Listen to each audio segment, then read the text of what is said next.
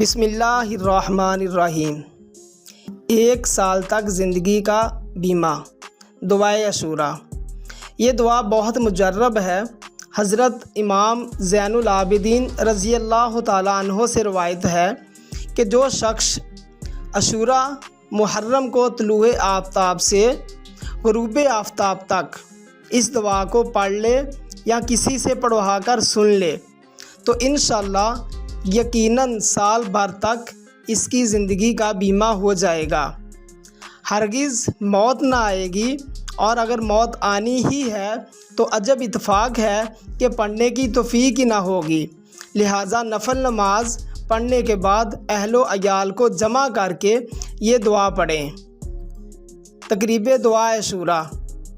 अशूरा के दिन गुस्ल करके 2 रकत नमाज नफल इस तरह पढ़ें कि दोनों रकतों में अलहम्द के बाद 10 मरतबा कुल हुवल्लाहु अहद पढ़े और सलाम के बाद 1 मरतबा आयतुल कुर्सी और 9 मरतबा दुरूद इब्राहिमी पढ़े।